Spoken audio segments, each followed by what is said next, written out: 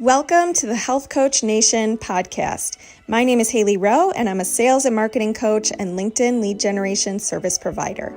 I work with health, life, and mindset coaches and online service-based business owners to help them get more sales, shift their time to the client-generating activities instead of just the busy work, and overcome that social media overwhelm.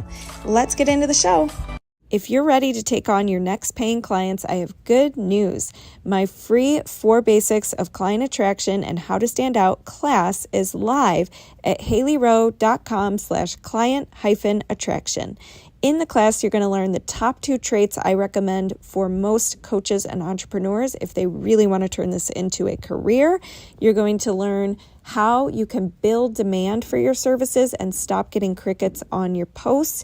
You're going to learn the sales roadmap I used to improve my sales conversion rate and help my clients do the same. And you're going to learn so much more. So go to haileyrowe.com/client-attraction and get your copy of the class today. But I know many of you coaches here listening want to grow your sales, want to end the year strong, maybe for Black Friday or the holidays or whatever it is. So Cheryl, why don't you share what you do, and then we'll dive into the 6-figure blueprint, which is our topic for today. Yeah, thank you. Great to be here. Thank you for having me. And I am a few things. I'm a business coach, and I'm also a coach trainer. So my business, Successful Coaches Enterprise, we help people become certified and credentialed with ICF training, which is the International Coach Federation. And then we help coaches, entrepreneurs, and course creators to start, launch, and grow their business. I've been doing this for about 15 years now, so I'm really passionate about it, and still here, pushing forward and trying new things. And I just love our industry, and happy to be here. Yes, me too. And that is one of the things I say as well, still kicking here. Because I started in 2017 and I see the industry's changed a lot and a lot of people come and go. And so the people who are like you, or you've been doing it for 15 years, I'm like, all right, okay, now we're talking. So tell me a little bit about the 6-figure blueprint. Give us a big picture of what does that really mean? Well, just give you a quick backstory. So I struggled the first couple of years in business, and I think as coaches, we come into the industry and we're not very focused. And so I was trying like all the things, and especially back then it was, it was a different climate, but, and what I was getting frustrated because there was no predictable income. There was it was just like, if I got somebody, if somebody heard it, I got referrals, but nothing really, the marketing wasn't really doing much. And, I was new to it. And I had a business background, so it was helpful, but not everybody has a business background when they get in to the business. So what I found was that I needed to simplify things because I was just trying so many different things. I'm multi-passionate, and I know a lot of coaches are. And now at 15 years in, I can do things the way I want to, and I can have like these different things. But in the beginning, you really can't. You really have to get focused to build up your books and your reputation and things. So it was kind of towards the end of the second year-ish, beginning of the third year, I said, you know what, I need to make 6 figures this year. My background was multiple 6 figures in corporate, and I wasn't there yet. It was just like very frustrating. And so I said, I just need to focus. And so what I did was I created a training that was $97. And actually, it was $99 then. It's $97 now. And I created this training, and I said, okay, what can I do with this? And I just created a very simple funnel where I had a free lead magnet, which is an opt-in that people, I'm not sure everybody knows what we're talking about here, but a lead magnet is just a freebie that I gave somebody that wanted to, get a couple steps ahead of where they were. And that lead magnet and everything else that I talked about led to that $99 training. And then in that $99 training, I sold a higher ticket item. Nice. So it was a 3-step, easy peasy thing that I could just put all my energy and time and focus into. And I reached 6 figures about 3/4 of the way through the year, just Nice. using that. Yes. And I think the answer there is focusing on the main marketing channel that makes sense for you, going all in on it, refining it instead of continuing to jump into new things, like you said. So tell me a little bit. It sounds like there's some different stages within that funnel. Tell me some common maybe mistakes or, maybe walk us through each part and kind of common mistakes people make within those. Yeah. So the first one is really the foundations, just building those foundations. And really it's getting clarity, focus, and being focused on a niche. Because, in the beginning, we don't know who to focus in on, right? We want to do a we want to coach anybody on anything because we're trained, especially trained coaches, for certifications, we're trained on how to coach. And so technically we can use that process on anybody for any topic. But if you're speaking to everybody, you're speaking to nobody, right? That nobody hears you through the noise. And so you really have to get focused on your niche. So I think the biggest mistake is that people don't niche down, and they're so afraid to niche down when they first get into coaching. It's, it's a big thing. It's people talk about it all the time on all the social media outlets. Like, why is this so difficult? Just choose the area. And if you need help choosing the area, then there's other things that you can do to get clearer. But don't come in and think that if you get too focused that you won't get business, that you're going to, passing up business, because it's actually the opposite. So the first step is to get that clarity and figure out your niche. You need to identify that niche that you're going to enjoy being in, that you're going to enjoy helping people with, and that you have some sort of, either, if you don't have the knowledge in it, that you have the passion to get the knowledge, right? That's going to help you in that area. And one thing I'll add to that is a niche is not just saying, oh, well, health coaching, that's the kind of coaching I'm doing. That's my niche. No. Who is it for, and what problem is it for? Right. What problem are you going to solve in your coaching for that client? I have one of my clients is a cancer coach, and she's not just a cancer coach, right? That's her area is cancer, but her niche is specifically women from 35 to 50 who are experiencing treatments and not being able to get out of bed, take care of their kids, and they need energy, they need routine, they need, they need to know how to ask for support. Like, she's very specific. We help really narrow it down to what that niche is, and that's what she speaks about, and that's who she reaches, because she's speaking their language. That's your niche when you're getting really specific there. Yeah. But once you know your niche, makes everything. It makes everything else easier, right? So the second piece of that first stage, which is building the foundations, is creating that offer that's really going to help that client. And it's just something it doesn't have to be complicated. It's just something that's going to help them get from stage 1 to stage 2, or step 1 to step 2. You can build on it later, right? In the beginning, you want to just get very specific. Here's where the person is now. I want to help them to get a routine, get out of bed, ask for help when they need it. That's your program. Do those things, create that offer, and then create an opt-in or lead gen or a lead magnet that will help something free that will lead people to opening a discussion about that program, about that process that you want to help them in. So that's the foundations. And it's easy to create opt-ins or lead magnets. I'm just going to use the word lead magnet. I get confused myself. It's easy to create those lead magnets if you write down a step-by-step process that people go through in the niche that you want to focus in on, and choose 1 or 2 of those areas and create something for that, a checklist, a chapter of, look, don't give away your book. Maybe it's a chapter of your book that's really meaty, right? That gives them a lot of info. A spreadsheet that helps them to log something that they're having difficulty keeping track of. Just thinking about something really simple to help that. So that's the first step, is building those foundations. And the mostly I see people not wanting to niche down. That's and if you don't do it, you're going to find it a whole lot more difficult to be successful. Yeah. What was something that surprised you on your way to your first 6 figures? I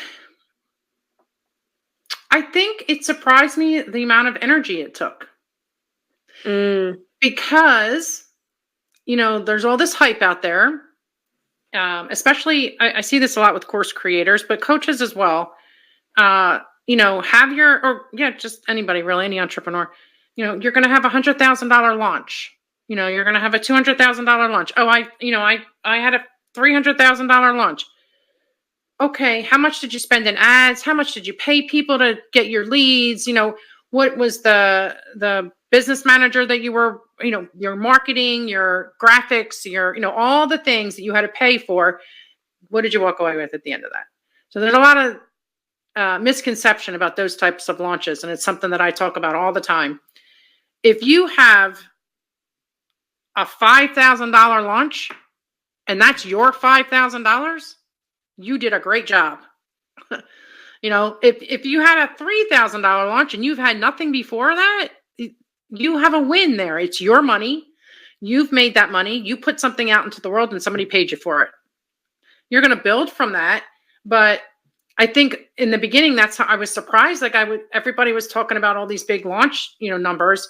And what I realized, fairly early on, after you kind of sift through everything, that those things aren't going to happen. They're not going to happen right away. You're not going to have $100,000 launch. On a new course and you're not known. It's just not going to happen. And that surprised me that those numbers were actually hyped up, and that really what goes into those numbers is all the expense on the other side.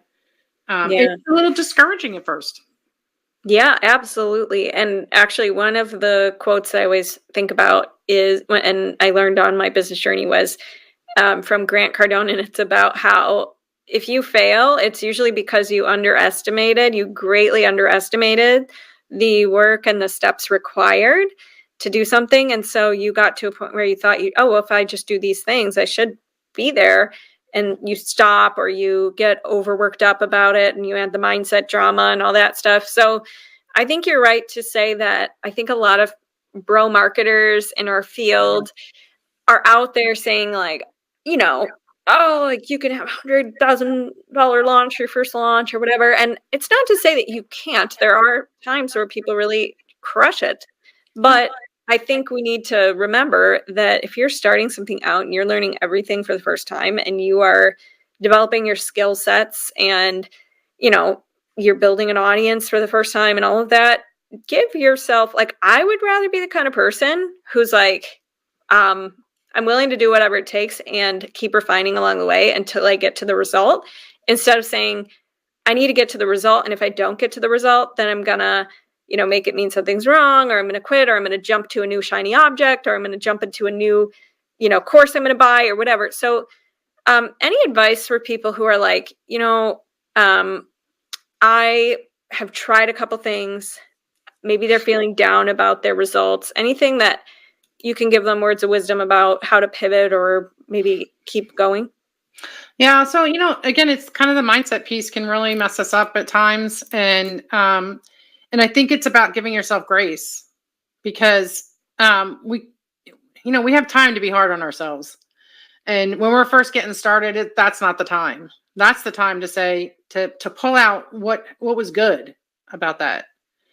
There's always something good. You can always find something good, and focus in on that and grow from that. And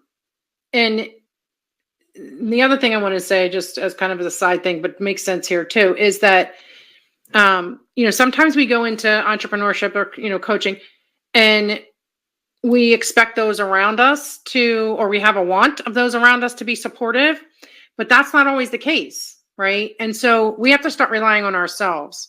So again, pick out that something for you, that win for you, and focus in on that, and journal every day about that win, or everything positive. Like every day you should be writing down some kind of an affirmation, some kind of something positive, that's going to keep you going every day. Because those people around you most likely don't understand entrepreneurship. I will tell you that my kids, for the first 2 years, now my kids were younger, for the first 2 years, they knew that I had a good job. They had luxury, like not luxury, but I mean, they had a lot of good stuff. And that severely decreased when oh my gosh. And they were like, what do you mean I can't have the sneakers that I want to have? Well, you're gonna have to go down one or two things, and they would be like, but Mom, why don't you just go back to your job? That's what I heard that for almost 2 years. Wow. Yeah. And so that can be very frustrating. And it could, if you let it can make you go back to your job, right? So again, it was something that I had to focus in on myself. And I always had a planner/journal, and affirmation every day. And my frustrations I wrote in there as well, because who are we talking to about our frustrations? The people that don't understand what we're trying to do. And so that's what I would say is that's a way to get out of the kind of that mindset. And also read the book Mindset by Carol Dweck, because that's an awesome book. Yeah. Is that the book about grit, or is that a different book by her? No, that's a different book. I think this was her first book. Okay. Mindset. And she just updated it in 2023. So she added some things to it. So it's an awesome book. I would recommend that to anybody. Cool. Okay. Yeah. So on this topic, because we just were talking on your podcast and on the topic of frustration, one of the things that frustrates us as business coaches is when we see coaches get their certification, right? Which is their education, their prereq to be able to make this their career. And they consider that as like, oh, I've invested so much in my business, so much in my getting this business started. And you and I are like, wait a minute, hold on. This is separate things. So starting a business is like marketing costs, sales costs, working with a coach or mentor to help you get there faster, to have someone to talk about your frustrations with, like you were saying, like sometimes it's just really helpful to have someone to guide you and help you through those things. And then there's a certification, which was the pre-step to have this as your career. It's like training to be a veterinarian or training to be, whatever it is, a teacher. That's just the pre-step. So when somebody's like, yeah, I want to invest in coaching and I see it as like, this is the pivotal moment to invest in your actual business side of things and the part that helps you make money and make this sustainable. What's your response to that? What are your thoughts on that? Because you work with a lot of people who get certified as well. So you see firsthand. Yeah, it's about 99% of my clients are certified or, /credentialed coaches. And I help those at the beginning. So certification up to maybe 3 years in business. What I see a lot of is that they don't invest in the business side of things and they go away. And then, a year or 2 years later, they come back and they're like, I haven't been able to do anything with my business. Well, what have you been doing? Nothing really, avoiding. Putting a website up, maybe. Yeah, putting the website up, downloading all the free things or the low cost things. And I'm not opposed to that. I mean, I have a low cost membership and it'll walk you through, it's a nine step process to launching your business. It'll walk you through all that. But, to be honest, maybe 25% go through the whole thing because there's not the accountability. There's not, look, we come from a background, or at least my generation comes from a background where you were told what to do, right? You were given things that you had to have done in a certain amount of time. And so you either had to structure your time or they structured your time, but you had a beginning and an end that you reported to somebody and had to get things done, right? Or you didn't get paid. And somehow or another, when we come over to entrepreneurship, people think, well, I'm my own boss. I don't have to, yada, yada. Well, yes, you do. It's just harder for you to do it on your own because you're not reporting to somebody else. And so, you need the business side of it to tell you what those things are, to help you to figure out the time frame, the steps, the processes, and how to help yourself become accountable, but also to be accountable to somebody else. Even if it's just in the form of showing up, right? Mm-hmm. Because showing up for yourself with somebody else is a lot more powerful than just showing up for yourself on your own. Yeah, totally. I completely agree with that. And it's a bummer to see when people get a certification and it becomes kind of like a sunk cost because they never get to coach anybody or use it. And it's one thing if you're just doing that to learn it and help friends and family or use it at your job or whatever, and that's a choice and that's cool. And that can be amazing because coaching is a skill all of us, I think, could benefit from. But yeah, so what about, is there anything else you want to add to the 6-figure blueprint as far as maybe steps people miss or that they should shift or? I think again, it's kind of the focus. Let me just finish it real quick. So those were kind of the processes, right? But really the end result is that you start with a free opt-in, right? And this is after you have your niche figured out and you figure out what your offer is going to be, and you have people that one thing or two things that you're going to help people with, but a simple, valuable, free opt-in that's going to bring people into your world, and you deliver value up front.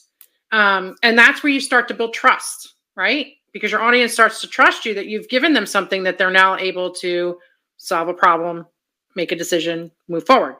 And then from there, you'd have a very simple offer, like a $99 offer. Mine was a virtual training. It was live. I ran it 6 times a year, and I had about 30 participants each time. So by the end of that year, first year, I had refined that to the point where I could do it with my eyes closed, right? You just keep doing it over and over and over again. So repeatable.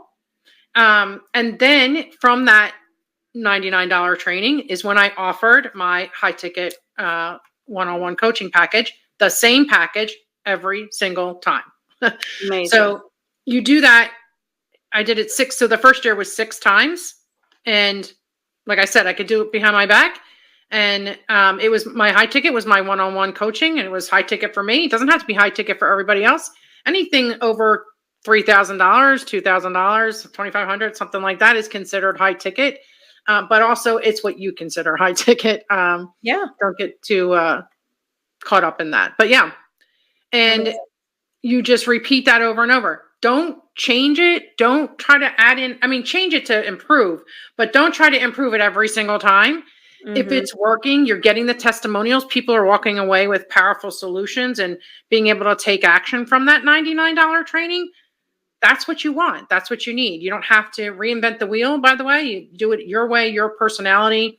It doesn't matter if somebody else teaches something similar. I'm going to say that I'm not talking about copying now, but I'm saying as business coaches, right? We all teach basic foundations, right? That are the same, but it's how we teach it and, our own personality and the resources that we give. So we can customize these things to ourselves. And that's going to resonate with a certain party, a certain person. That's not going to resonate with other people. So, just really sticking to it, not getting distracted. And the other thing that I see is that even on the marketing side, like when you start to market this free opt-in is what you're going to market, right? You don't even have to market the actual training in the beginning because you're going to market that through the email sequence. But you could eventually start to market the training as well. But what I see is people give up after about 5 or 6 weeks when they see that it's not getting the traction that they wanted it to get. Mm-hmm. And I tell every single one of my coaches, the least is 90 days, but the best is 6 months. And I'm not talking about things that don't resonate with anybody, obviously. You do have to tweak some things, but don't expect like this big influx of, thousands of people right off the bat. As long as you're getting some good feedback, you're touching some people, you're getting people into that to get your opt-in and then get a couple people into your training. It takes time to build up visibility in social media. and to get people to see you and come across their feeds and that kind of stuff. So that's what I see is people giving up. So stick with it. If after 6 months things are not working, you've tweaked a couple things and things are still not working, again, this is where having somebody else taking a look at it is going to be helpful. Definitely a coach can look at what you're doing after 90 days, a business coach or a marketer, and be able to tell you what things that you could potentially tweak. But definitely after 6 months. Yeah, definitely. I love it. So Cheryl, where can everybody stay connected with you, find you online? So I'm on LinkedIn and Facebook, and my website is successfulcoaches.com. And LinkedIn, I'm Coach Cheryl Thacker, and Facebook, I'm Coach Cheryl Thacker as well. And then I have a podcast, Master Your Coaching Biz, thepodcast.com. Great. Well, thank you for being here. Thanks for sharing your tips.